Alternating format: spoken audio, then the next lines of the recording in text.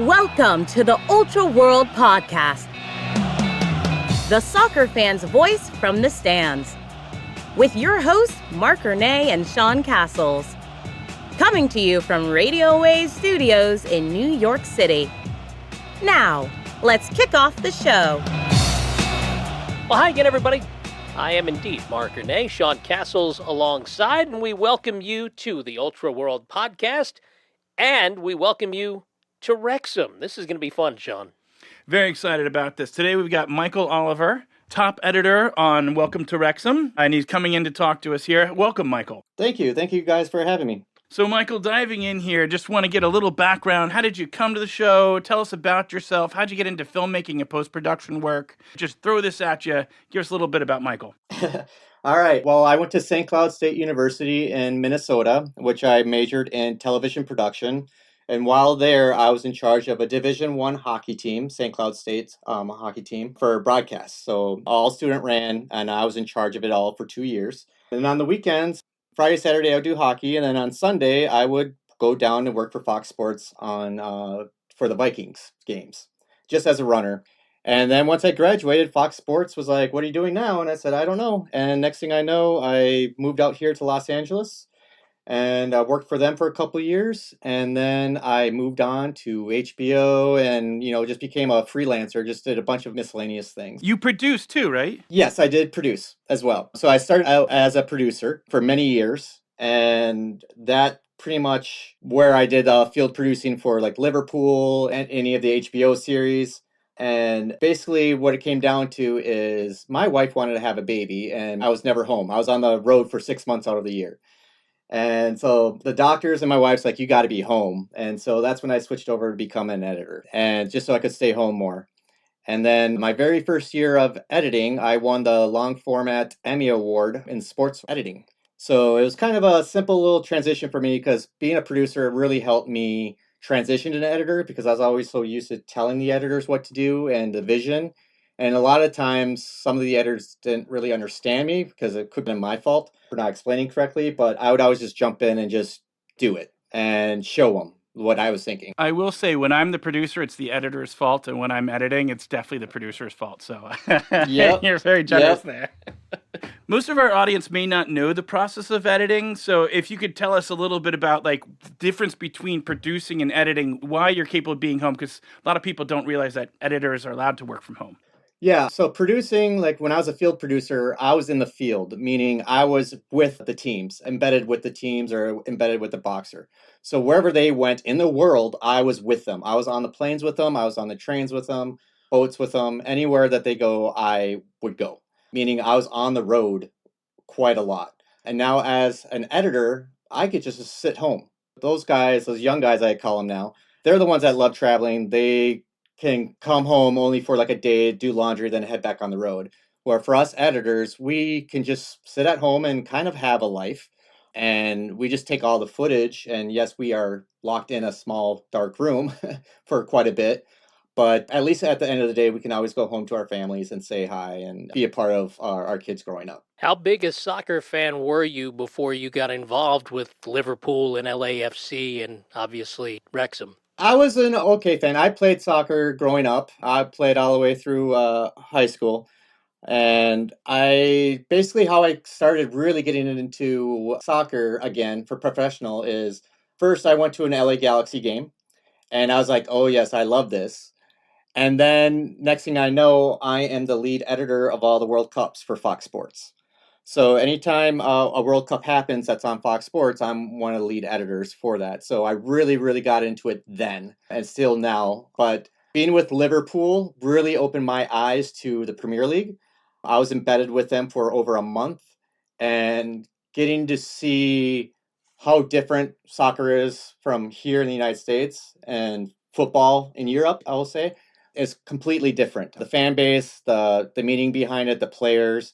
And that's where I really found the heart of the game, I would say, is when I was with Liverpool. Meeting the guys, seeing the fans, going to the match. I was on the pitch for Liverpool versus Man City. Wow. And just seeing all that, I was like, this is really cool. And from then on, I pretty much do a lot of soccer, aka football shows. And I got one call one time and said, hey, I heard you're the soccer guy. And I'm like, oh, okay, that's a new one. Cool. But that's what I'm known for now. It's a good thing to be known for. Quick aside here. If you had to pick between Wrexham and Liverpool, because they're playing this summer against each other, which side are you going to do? Well, I'll definitely pick Wrexham right now because I always, all the players I was with Liverpool, they're all gone. I was there when Steven Gerrard was there and Suarez was on the team. So that team is long gone. Like everybody that I knew on that team is long gone. So it's like you don't have that feeling anymore of like, oh, I want to support the guys like they're my buddies. Where Wrexham, it's been my life for like the last 4 seasons. So it's getting to know the guys video-wise. I've never met any of them in person, but getting to really know them and feel like I know them personally is why I always cheer for Wrexham. Nice. I mean, that Liverpool team was epic. Suarez and, they were a really good team. So you got to see some really great matches there. When you're starting off a project, when you like this, like Wrexham, like LAFC, like the NHL, what are you looking for in terms of how you create a storyline? So basically, every sport is different. Every story is going to be different. Basically, you kind of go in with a little bit of research of like, okay, who are the main players? What's the main focus of the club? What's the history of the club? And then when you're in with the team, that's where you really find the story and really find out who's who and what personalities are whatnot. And the funny thing is, everybody always says, go after the big guys, go after the big guys. But I would say 90% of the time, the big names are actually the most boring people. Mm-hmm. Amen to that. I won't name names, but I agree wholeheartedly. Yeah, because one, they can't go out, or they get like mobbed. And two, their life is literally their sport. So it's like, that's all they do, talk about it, say and all that. So it's kind of like, they're really not that interesting because they don't really do much. The guys that really don't have the big names is where everything is at. They're all welcoming. Let's do this. Here's my family. So that's where the difference lies in between that. Is just the big stars they're not always the best storylines, but just being with the team, meeting the families, talking with the general manager and the owners and stuff, and just talking to fans. Really, that's where you really get the stories. It's just hearing what everybody has to say, and then you just have to sit back, take it all in, and just think, okay, let's go this route. I'm going to pull on that thread a little bit. There's a ton of wonderful fan stories. There's amazing players. Who's your favorite person you've got to create a story arc for? What player is a gold mine for storylines and quotes? Ollie Palmer. That guy was hilarious, and he loved the camera. And so anytime you needed something or some lighthearted stuff, Ollie would always deliver. He just cracks you up. And then there's some times where it's like, Ollie, I just need you to be serious just for once. Can you just please be serious? And he would try his hardest, but he would just always crack up. So you're getting like massive amounts of footage. I don't think people understand how much footage you are sifting through and how many hours of interviews for each episode. How many gigabytes or how many hours of footage would you say you go through to create an episode? Well, I'll just break it down just to one match. For one match, I have 9 cameras. I have our cameras from our crew, and then I also have the broadcast cameras, which is their ISO cameras, meaning each camera's solo camera. And each game is 95-ish minutes long or so. And if you put all that together, I get over 2 terabytes of footage for one match. And for listeners, that's a lot. Yeah. That's big time. It's a lot. I have like a closet filled with hard drives. Do you have like a storage room where you have all these hard drives from all the shows, or do you have to ship them back right away? Oh, no, actually, since COVID, all of us editors actually work remote. So we actually log into a computer at our main broadcast production company. So all the computers that we work off and all the drives are actually right now, like they're all in Santa Monica, where I live in Pasadena, which is all the way across town. And actually some of our editors live in Nebraska or Texas. So we all log into a computer that's here in Santa Monica and we work off of those computers. And that's where all of our drives are. We have quite a few drives, and we keep adding like monthly to a new drive. And each drive, I would say, is like 40 terabytes. For one season, I think right now we're at 27 drives right now. For the uninitiated, it sometimes can take as long to navigate the 10 and the 110 as it would to drive to Dallas. Yep. Yep. I just did the math really quick. That's over 1,000 gigabytes of footage, and for the audience, that is a lot. That is a real lot of footage, a lot of interviews, a lot of B-roll to kind of go through. What's the longest you've actually sat down and been like, I'm just going through footage? Usually when I go through a match, and it also depends on if Rob and Ryan were at the match, because if they were there, it's a lot longer. But I'll sit down, a half a match will take me about a day to go through. Wow. Because I'm listening to Marc Griffith, audio, our commentator. I'm also listening to Parky. I'm also listening to the fans. But I'm also pulling shots of the game. Not only just the big plays, but also like shots that I can edit with, meaning get the game to go faster, the speed, the editing style. And then what I do is I go through that once, and then I watch the match over again. And if Rob and Ryan are there, I just listen to them. And so I have usually 3 timelines of selects. I have a game selects, I have a fan select, so one sequence is just fans. And then I have a sequence that is just Rob and Ryan. So I will go through it all and make my selects, which each sequence is usually about hour and a half, 2 hours long. And I'll just sit there and take it all in. And then I have to figure out how to make this match down to like 6 minutes and telling the story of the game. Hey, Michael, I'm just curious, and obviously, the people who are listening to this, in all likelihood, very well aware of what Welcome to Wrexham is all about, and know the characters, especially Ryan Reynolds and Rob McElhenney. I'm just curious to know, how much input do they have on what you do? Welcome to Wrexham is Rob's baby. This is Rob's show. Ryan does have something to do with it. Yes, he's on camera, but the guy is so busy that the head of Maximum Effort, George, is Ryan for us, for our show. Mm-hmm. But it's Rob. Rob really has a huge say in our show, how the story's told, basically what to change. Sometimes he doesn't change anything, but then there's sometimes he's like, no, let's focus more on the town person here and move things around. So we'll get done with an edit and we'll go through round some notes, and then we send it to Rob. And then Rob can either say it's good, or Rob would be like, okay, no, let's change things around because this is what happens. Because Rob is actually there in Wrexham a lot, and he's got the insides where we don't. Like, we only get to see and hear what they film, which there's still a lot that they can't film. Meaning, like, going home with players, just the casual stuff that would be boring for TV. But those little things, Rob can get up and he'll just know everything. And he knows the heart, and he gets close with all the people that we have to tell stories with. So Rob actually will know a little bit more than we do. So he will say like, hey, let's talk about this more for her or him, or let's change this around. Let's have this story go here and that story there. So Rob actually has quite the say in the show. Each episode is really interesting because it's got its own style, it's got its own structure. While they're chronological, I feel like every episode, especially in the first few seasons, has its own vibe. I do a lot of slow, interview-driven corporate videos that is really boring, but it pays, but it's really boring. How amazing is it as a creative artist to get leeway to really explore stuff? How much better is that compared to other projects you work on? I will say I have worked on, I mainly work on sports, and there's a couple projects where I've done stuff that's non-sports. And the stuff that's non-sports, it's not as fun. You can't really be creative. Where sports, you can be very creative. You got to really think out of the box, because a lot of times in sports, if the camera didn't get it, you just don't have it. But you got to still tell that story with missing pieces. Like I always say, I'm building a 3,000 piece puzzle with 700 pieces missing.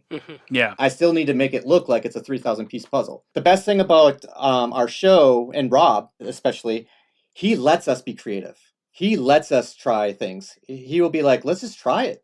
Do what you think is right. Us editors really have a creative freedom with the show. Sometimes it works and sometimes it doesn't. And at least like they give us the opportunity to try. On other shows, they'll be like, no, follow formula, blah, blah, step by step. And it's like, that's not fun. Where sports, the story changes every single day.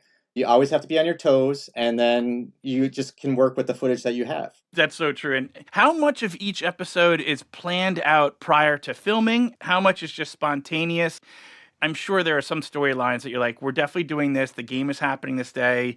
We've got this interview set. But how much is spontaneous? How much is planned in? And how does that affect you in post? I would say the only thing that we can really plan on is episode 1. And that's only a little bit of it because, we know what happened over the summer.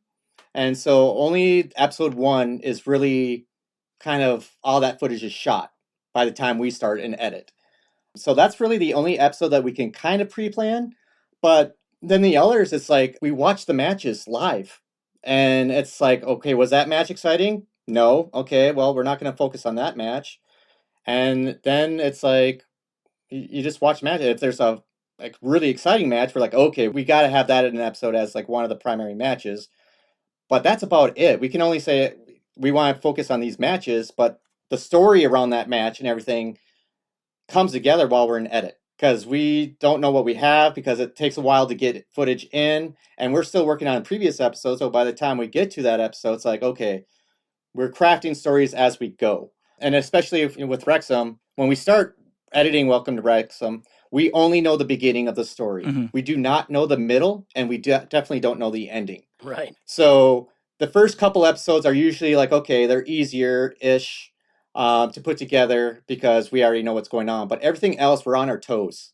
And we're all like, okay, what's happening? And the story constantly changes. So I would say we edit, only 8 episodes air, but I can easily say that we probably edit about 16 episodes worth of footage.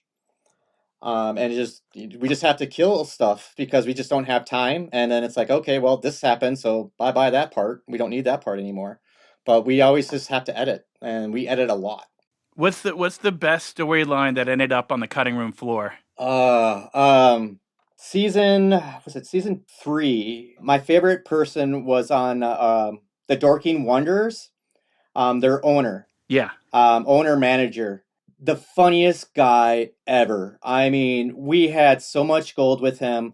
It was hilarious. We were all saying that this guy needs his own show. I put it together, and everybody loved it. And it was in the edit. It was in the show until the very last 2 weeks. And then something happened, and then we really had to shorten it. To the point where it's like it lost all that feeling and love and funniness. But it also came down to, that was Dorking Wonders, not Wrexham.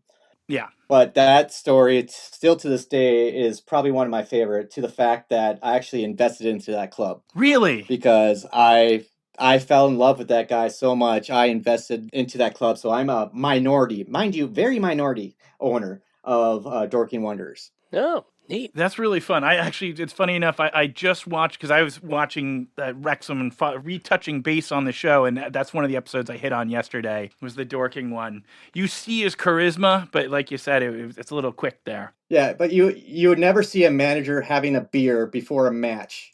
And that's what he was doing. I mean, that guy, that's how big of a character he was. He's just having beers with the fans right before a match. It's like, you're the manager. Shouldn't you be with the team? Love that. Well, I'm going to zoom us forward to the final episode of season 4, because you talked about how you guys start setting the narratives in episode 1. And in that one, you had the race for the promotion to get into the champions. You had the kids in the academy deciding whether or not they're going to make. You have Curran as marathon. You have Archie's visit to the club. At what point is it decided these are the storylines we're going to wrap up for this season? Is that midway into production? Is it like as the season's closed and, hey, these are the ones we're choosing? It's literally at the end. Because, again, we don't know the ending of the story. Yeah. So until the season's done, we really can't mold our last episode because we don't know how it's going to end and how the stories affect.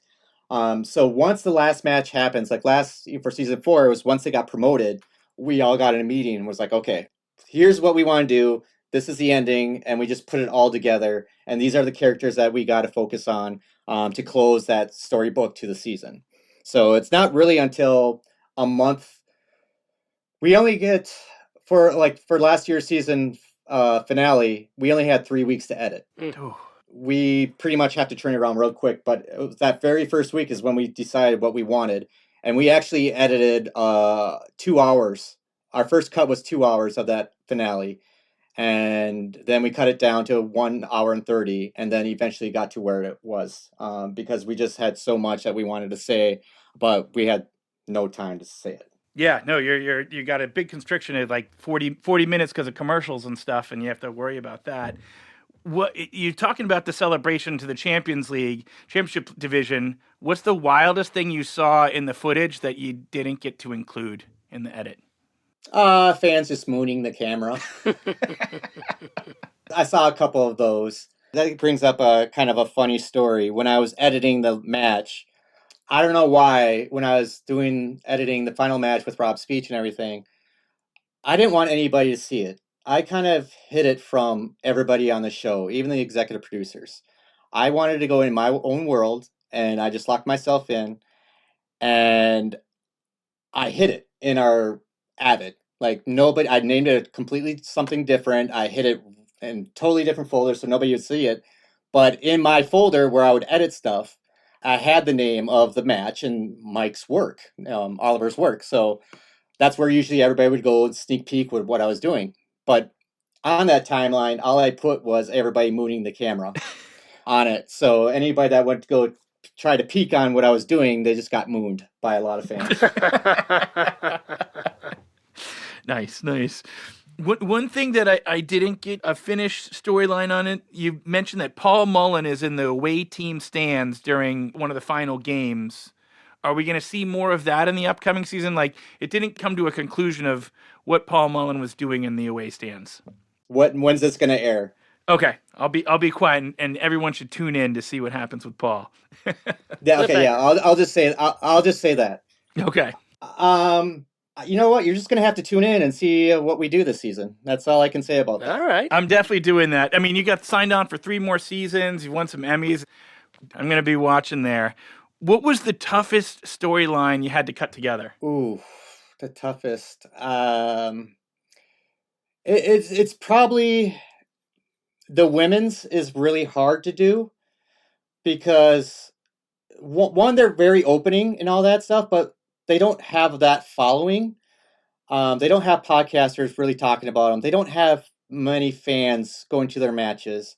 So to try to give it the same feeling as the men's is really difficult.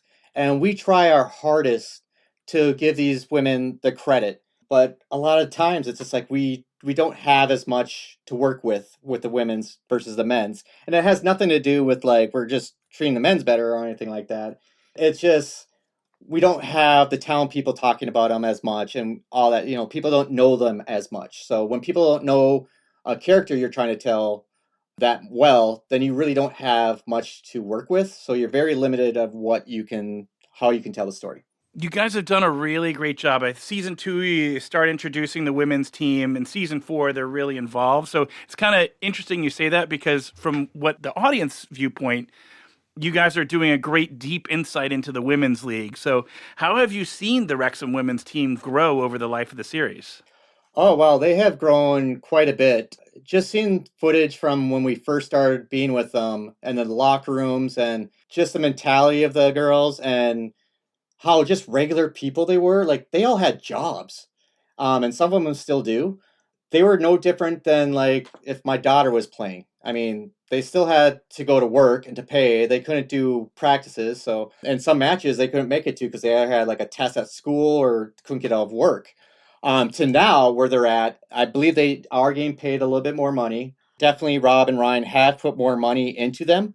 And with the new coach this season, obviously, if you look into it, like they did quite well. So going from a team that never really won to now becoming who they are today is night and day. That's fantastic. It's been a really great storyline. I especially like the young lady who was a jailer. It was a prison guard. Rosie. It's a wild story. Yep. How many times do you deal with a player or a fan's accent that you completely can't understand?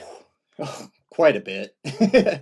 It's like when people go, "Can you subtitle that?" And I'm just like, no, because I have no clue what they're saying. So we usually give it to somebody in Wrexham who can help us to be like, what on earth are they saying here? Like Paul Mullen, sometimes he rambles so quickly and mumbles. So you just have to sit there and like, I'll listen to it over and over. And I have my speakers at full blast going, what in the heck is he saying here? And post games, you got all the fans who are drunk too. I'm sure with their Oh, accents, like impossible to hear. oh yeah, 100%. It gets worse as the game goes on because yeah, the fans get so blasted. Yeah, Google Translate is no match for the Welsh Oh no, sometimes. nope, exactly. What's the funniest? Speaking of fans, what's the funniest chant or songs you've heard from the crowd? And it doesn't have to be Wrexham fans; it can be another team's fans. Well, there's the one I got the biggest laugh at is last season when we were playing Birmingham. Tom Brady was walking into the stadium, and our fans were chanting, "Who the F?" And I'm not going to say the full word, but the F word. Are you? Who the F are you? And then they just kept on chanting it and pointing at him, and I was cracking up because you could see even Tom's face was trying not to laugh so hard. I was like, wow, they go at it. And then this past match versus Middlesbrough, the fans were chanting, "Whole city's clawing you apart." That was pretty good. But some of the chants, again, with the trying to figure out what they're saying is hard because I kind of get the overall stadium sound. I don't get a very good, clear sound of what they're saying. So sometimes I have to give it to somebody to help us to be like, what are they chanting here?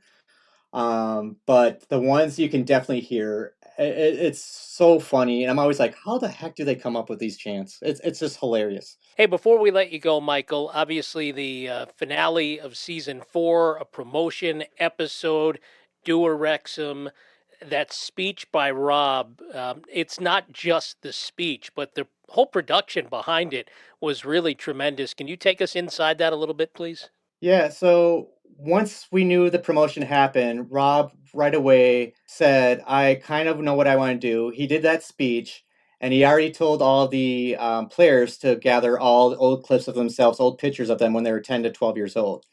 And that's all we really got in the post. It's like Rob has this idea, but we don't know how to use it. And then Matt Wi-Fi, our other editor, he was in charge of just kind of going through the footage. He heard the speech and he goes, Mike, this is what you need. This is what has to be in the last match. We should intercut this.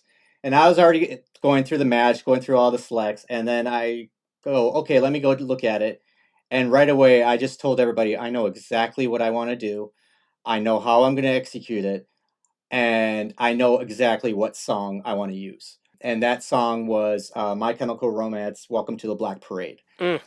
And that song, everybody always tells me that song hits them every single time. They start crying anytime it gets to that point in the show. And there's quite a funny story about that song because while I was in edit, I picked the song. I knew it, and I told the bosses, I'm using this song. I got some pushback on it. I go, nope, we're using this song. It's the only song that works, and it's the only song that fits. And I edited the whole match for the first time, first cut, and I got it down to perfection in my world. And we had to send it off to Rob. And Rob's like, first thing he says is like, oh, thank God you guys used that song I suggested. And we all kind of were like, what? You didn't tell us anything. He was like, no, that's when I thought about this kid thing, that song is the one I wanted to use. And luckily all the EPs, all other EPs were like, you didn't tell anybody that you wanted to use that song. And so I had to go back into the edit bay. I was sitting with Rob, and Rob looked at me and goes, of all songs, how the hell did you pick that song that I wanted to use and we never talked? Telepathy. And it's just empathy. I'm like, Rob, I've been on the show for a couple seasons. I know you. I know how to tell a story, and I always love the music and the lyrics to tell stories, and that means something. And I'm like, Rob, this was the only song that would fit and make our show work and this idea work. And he just looked at me. He's like, holy crap, we're on the same page, and we never talked. I go, correct. So yeah, Rob thought of the song, but he never told anybody. But I picked it and got to use. Still to this day, like me and Rob laugh at it. We're still like, how the heck do we do that? Like he's done all those Always Sunny in Philadelphia episodes and all that, and no editor has ever read his mind like that. Where he's just like, oh, we're gonna use this. It was quite funny experience when when we got together talking about that song. You guys do a great job with the audio mix. I don't think audiences understand how important the sound mix is. And I mean, mixing in the fans' commentary, the interviews, the crowd noise. You guys got great music, using really fun sound effects. You really take it to another level. Do you give like a couple days to do just an audio mix? Do you do your story first and then the audio mix? How does that work out? So basically, us editors will put together everything. And while we're editing, we're putting in sound effects. We're putting in the chants. And then once our story gets done, as we call it, a locked picture, meaning the episode is like no more editing, that's what's going to air. We send it off to our audio mixer, Marc. And Marc is just a freaking genius when it comes to mixing things. And he's got his own audio samples of some chants and some sound effects. And from what we hear in our edit bays to what airs, it's like so much better. And Marc can really clear up those chants and clear up what people are saying. And the guy is just a genius. And I'll give him all the credit for the audio. But yeah, us editors will put in some sound effects and put in the chants just for the edit to get that feeling going. So Marc understands what we're trying to go for. And then Marc will try to either make it better or try to do what we do. And on behalf of Marcs everywhere, I thank you for the compliment. When people are watching the show, they may not realize that you guys reuse some shots. You use like some B-roll that you always maybe a go-to B-roll shot for a sequence. Is there a specific piece of footage or shot that is used a ton on the show outside of the credits? Yeah, there's quite a few versions of shots because people don't realize there's really not much in Wrexham. Wrexham's really not that big of a city. It's really small. So there's only so much our camera guys can film to give it like, here's Wrexham's downtown. Well, that's literally it. And we keep on saying, can you give us more scenics? And there's kind of like, of what? We've already given you guys different versions of this stuff. So we're like, I don't know. And that's the thing is none of us editors have been there yet. I'm actually going to Wrexham this summer. Nice. For the first time. So I get to go meet everybody. And I coach club soccer and I'm bringing two of my teams over there to Wrexham to go play the town of Wrexham in some matches over there. Oh, that's exciting. Who are your two teams that you're at club soccer you're coaching? I coach for Santa Anita Soccer Club here in Arcadia, California. And I coach U11s and U12s. Oh, that's nice. That's got to be a real thrill for them to go across the pond and like get to play Wrexham. That's really awesome there. Yeah, it's kind of like I had this opportunity to make the kids' dreams come true, and there's no better team or brand that matches what we want to do is making people's dreams come true, and it's Wrexham. And Wrexham has been beyond welcoming, bringing the kids over. They're so excited. Everybody in town's been reaching out to me, and I'm like, I've never met you guys, but you guys all know who I am, which is kind of weird because I'm just an editor. The editors never get any praise, but they've been so amazing, and I love every single one of them. And I got to know a couple of them just over social media, and just to go over there, I can't wait and see the kids' faces and make their dreams come true of actually get to go play football in Europe. So, Michael, I know obviously you've been involved with the show for a couple of years now, and Rob, at the very beginning of the series, who is from South Philly, not too far from actually my first home on this planet, he said that Wrexham reminds him a lot of Philadelphia. I know you haven't been to Wrexham yet, but have you been to Philadelphia? I have been to Philadelphia, but only once. I was only there for one of the Winter Classics teams that I was with the Capitals or something like that, and we had to go to Philadelphia. I was only there for like a day or two, so I really didn't get to see much of Philadelphia. But I could only imagine Philadelphia is a lot bigger than Wrexham. Yes. I really couldn't answer to either of those because I don't know much about either of them. Yeah, I think it's the hard scrabble, I guess, ethos that pervades both towns that maybe is what he was referring to. I'm curious to know, because again, you have been involved for the last few seasons with this club. The phrase "do a Wrexham," which is very prominent in the finale for season 4, it meant something else when it came into existence, kind of like "that's so Jets," which is a phrase we repeat on this podcast very often. And it relates back to Tottenham with Spursy. It's mostly a negative connotation. But in these last few years, since Ryan and Rob got involved, and since you've been involved too, to a degree, Do a Wrexham is actually a positive now. So what has that been like to see that transformation of those three words? It's been remarkable because I started in season 2. Even then, you would hear do a Wrexham. We all knew what it is. It's like they're going to get very far and then they're just going to mess it up. Or, they're winning a match, but I'm like, oh, wait, just wait. They're going to do a Wrexham. They're going to lose the match. And of course, they usually would. Now it's like you can't write a script for what Wrexham has done lately. If anybody wrote a script and said, here's what's going to happen, you'd be like, yeah, come on, that can't be real. No way that would ever happen in real life. Wrexham has done that. I don't know how many times I was watching a match or editing a match. I'm like, oh, wow, we're down. It's only a couple minutes left. And I'm like, usually any other football team, you would be like, there's no way that they're coming back. And Wrexham keeps doing it over and over again. So going from that phrase being a negative to, oh my gosh, it's kind of like a history kind of thing now. Like do a Wrexham is like only Wrexham has done stuff like this in the history of the sport. That's amazing. Speaking of, now you have seen 3 layers of English football. From the non-football, non-professional league to League 2 and now League 1. What have been the differences you've seen between really the fans? We want to focus on the fans. Have you noticed any difference in the fans or even the stadiums between the different divisions? Well, I think the fans' chants get a little bit more louder as we go up. There's a heck of a lot more fans as we go up. Where at the beginning, you just get the fans here or there chanting kind of sarcastically, where all the fans' chants really mean something. It's kind of progressed like that. That's actually pretty interesting. You wouldn't think about that, but the difference between sarcasm and people who really believe, instead of just a lark going, they're like true believers when you get higher up. I always say, when people talk about a team, especially in professional sports, I always say the team is not the players. It's not the manager. It's not the owners. It's the town people. Because those players, managers, owners, they come and go. But the town people always stay. They're always there. They are the true team. They're the ones lifting up their local clubs.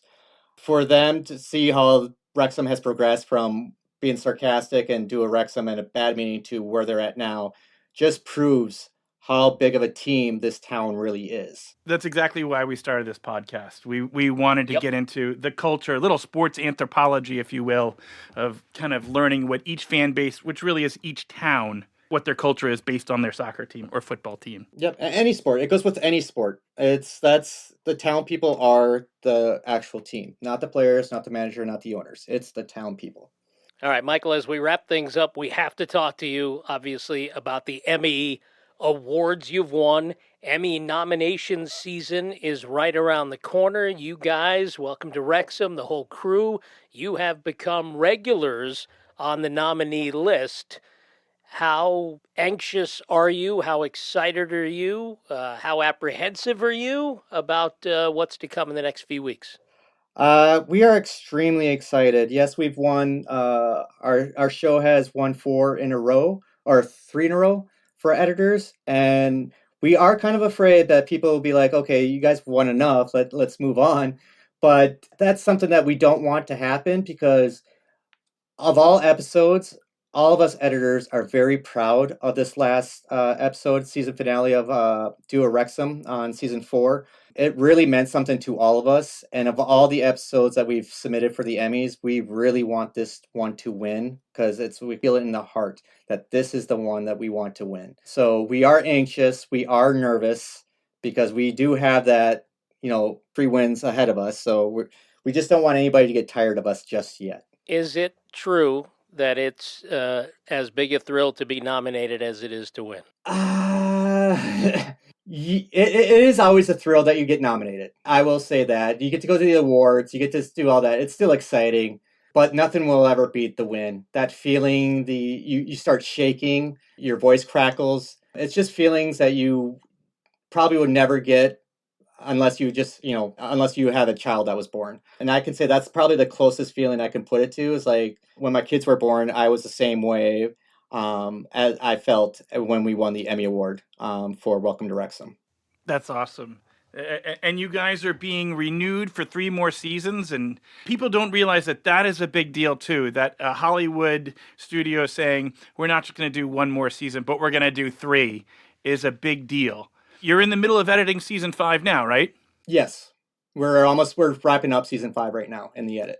And when is that coming to air? When are we going to get a chance to see episode 1? Season 5, episodes 1 and 2 air May 14th on FX and Hulu. And I believe it streams on May 15th in Europe on Disney+. Right around the corner. It's next week. Yes, that's right. Yes, I'm gonna have tuned in on that. Yeah, and that's our ticking clock. Because once that show airs, that's how much time we have left to do the last episode. So sleepless nights. Yes, quite a bit of them. By the way, I want to go on the record and say if we do get nominated for an Emmy Award for Best Podcast, I want to win. I'm not going to be happy with just being nominated because losing sucks. I want to win. Ask Susan Lucci. I mean, she's a standard name. You guys did a great piece on her with the Susan Lucci. I thought that was fantastic with the award. So yeah, that was fun. Before we let you go, Michael, is there anything we should look out for in season 5? Any little crumbs you can give us? All I can say is you're still gonna cry, you're still gonna laugh, you're still gonna be on the edge of your seat, and you're still gonna cheer your butt off. That's the one thing that we always try to do every season, and I'm pretty confident that we did this again this season. You know, it really is amazing that even though a bulk of the audience already knows the results of these matches, that they are so enthralled by the way you guys tell the story. Really fantastic job. It's fun. That's what I love to do the most is do the matches. Michael, I want to thank you for coming on the show. This was really fun, and I hope the listeners enjoyed as much as we did. So thank you. For Marc Renee, I'm Sean Castles, and we'll see you soon. This has been the Ultra World Podcast, the soccer fan's voice from the stands, with your hosts, Marc Renee and Sean Castles. Our executive producer is Sue Zizza. Marc Renee and Sean Castles are co-producers. David Shin is our master engineer. Assistant producer Avery Gehrig, and I'm Alicia Antwine.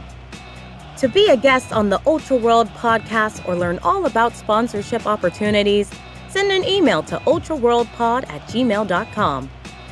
Be sure to follow the show on all the social media platforms at Ultra World Pod. Copyright 2026. All rights reserved, Ultra World Podcast, LLC.